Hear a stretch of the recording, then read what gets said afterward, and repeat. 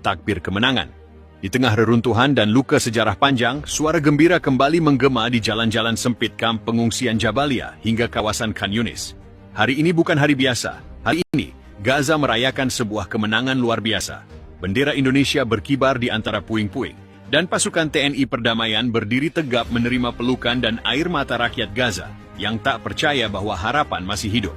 Setelah berminggu-minggu bertempur dalam operasi militer terencana dan sangat presisi, pasukan TNI Perdamaian yang tergabung dalam Misi Kemanusiaan Internasional Indonesia, MKII, berhasil menguasai penuh sektor selatan dan timur jalur Gaza. Pasukan Israel dan sekutunya yang sebelumnya membangun barikade dan posisi bertahan di kawasan Netzarim dan sekitar koridor Rafah terpaksa mundur setelah mengalami kekalahan telak. Brigjen TNI Hashim Sulaiman, Komandan Utama Operasi, dalam pernyataan resminya menyampaikan, "Kami tidak datang untuk menjajah. Kami datang untuk melindungi yang tak bersenjata. Ini adalah kemenangan untuk rakyat Gaza. Ini adalah kemenangan untuk kemanusiaan." Operasi yang dinamai Garuda Pembebasan berhasil memukul mundur kekuatan gabungan IDF dan milisi pro-Israel dalam waktu singkat. Menggunakan kombinasi pasukan elit Kopassus, Marinir Taifib, dan Brigade Mekanis Kostrad, TNI menerapkan taktik gerilya urban dan blokade udara-darat yang menutup jalur suplai musuh. Pesawat nirawak buatan PTDI menyapu langit Gaza, mengacaukan radar Israel. Tank Harimau Indonesia menggempur posisi mortar musuh di distrik Zaitun, sementara Satuan Tempur Siber TNI berhasil melumpuhkan sistem komunikasi IDF di sektor tengah. Hasilnya, penyerahan tanpa syarat dari ratusan pasukan Israel di basis Al-Maghazi dan keruntuhan pertahanan mereka di sepanjang lembah Wadi Gaza. Saat kabar kemenangan menyebar, ribuan warga keluar dari tempat perlindungan bawah tanah dan reruntuhan bangunan. Anak-anak menggantungkan bendera Indonesia dan Palestina di tiang listrik yang setengah roboh. Seorang ibu, Fatimah Al-Khatib, 43 tahun, berlutut di tanah dan memeluk seorang prajurit TNI sambil menangis. "Terima kasih Indonesia, kami tidak sendiri." Masjid-masjid yang hancur sebagian kini kembali dikumandangkan azan. Di Masjid Agung Al-Omari, Imam Sheikh Mahmud menyampaikan khutbah. "Hari ini, darah syuhada tidak sia-sia. Hari ini, Gaza bangkit, bukan karena kekuatan senjata semata, tapi karena hadirnya saudara dari timur yang membawa keadilan dan keberanian." Malam hari, di tengah puing-puing yang masih berasap, perayaan kemenangan digelar sederhana, namun penuh makna. Prajurit TNI duduk bersila bersama warga Palestina, menyantap roti pipih dan sup lentil. Seorang prajurit Kopassus memainkan rebana, dan anak-anak kecil menari di sekelilingnya sambil menyanyikan lagu-lagu persatuan. Takbir berkumandang. Beberapa warga bahkan memeluk tentara Indonesia dan memanggil mereka malaikat dari timur. Pemerintah Indonesia mengirim tambahan bantuan logistik dan personel medis. Rumah sakit lapangan didirikan dengan cepat di Deir al-Balah dan Beit Hanun. Presiden Palestina Mahmud Abbas menyampaikan secara virtual, "Tanpa Indonesia, Gaza sudah tamat.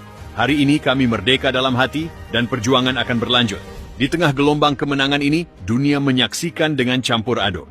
Gedung Putih tidak memberikan pernyataan resmi, sementara Tel Aviv menggelar rapat darurat untuk meninjau ulang strategi mereka. Di sisi lain, Teheran dan Ankara mengirim ucapan selamat secara terbuka. "Indonesia telah membuktikan bahwa kekuatan Muslim tidak hanya retorika," ujar Presiden Iran dalam pernyataan televisi nasional. "Kemenangan ini bukan sekadar militer, tetapi moral dan spiritual." Untuk pertama kalinya dalam sejarah modern, Gaza merasakan hadirnya pembela sejati dari dunia luar. TNI bukan hanya membawa senjata, tetapi harapan. Sejarawan Dr. Fadel An-Nouri mencatat, apa yang terjadi hari ini di Gaza adalah titik balik. Ini bukan sekadar intervensi, ini adalah deklarasi global bahwa keadilan masih hidup. Dan di bawah bintang-bintang yang bersinar malu-malu di langit Gaza malam ini, suara anak-anak terdengar menyanyikan sebuah lagu baru, lagu tentang harapan, kebangkitan, dan tentang saudara dari negeri yang jauh Indonesia. Dari Rafah ke Jabalia, dari Beit Lahia ke Deir al-Balah, tangis haru dan pekik takbir bersatu membelah langit yang selama berbulan-bulan hanya diisi oleh raungan jet tempur dan ledakan rudal.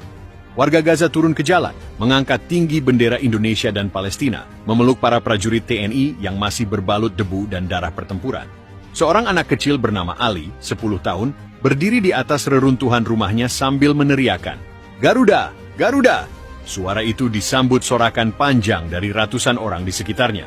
Seorang ibu tua menyerahkan sepiring kurma kepada seorang prajurit TNI yang tengah berjaga di pos blokade Netzarim, sambil berkata dengan air mata, "Kalian datang saat dunia menutup mata.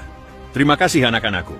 Operasi Garuda Pembebasan yang dipimpin langsung oleh Brigjen TNI Hashim Sulaiman menorehkan prestasi militer tingkat tinggi yang mengejutkan, bahkan bagi pengamat pertahanan internasional.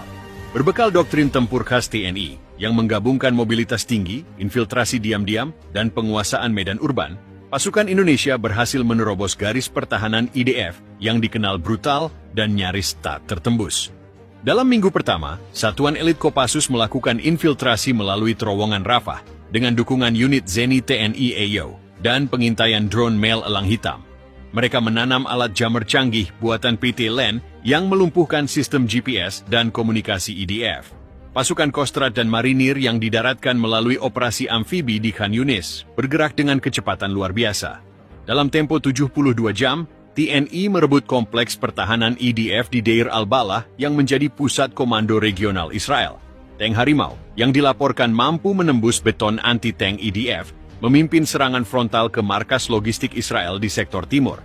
Dalam pertempuran berdurasi 9 jam tanpa henti, sistem pertahanan Iron Dome gagal mencegat roket-roket jarak pendek yang ditembakkan dari posisi darat TNI. Puncaknya terjadi saat 450 prajurit Israel yang terkepung di Blok D 10 Zaitun menyerah tanpa syarat. Bendera putih dikibarkan, disusul oleh perekaman video permintaan maaf resmi oleh perwira IDF, Kapten Eliran Shapira, kepada rakyat Gaza dan kepada Indonesia. Dome gagal mencegat roket-roket jarak pendek yang ditembakkan dari posisi darat TNI.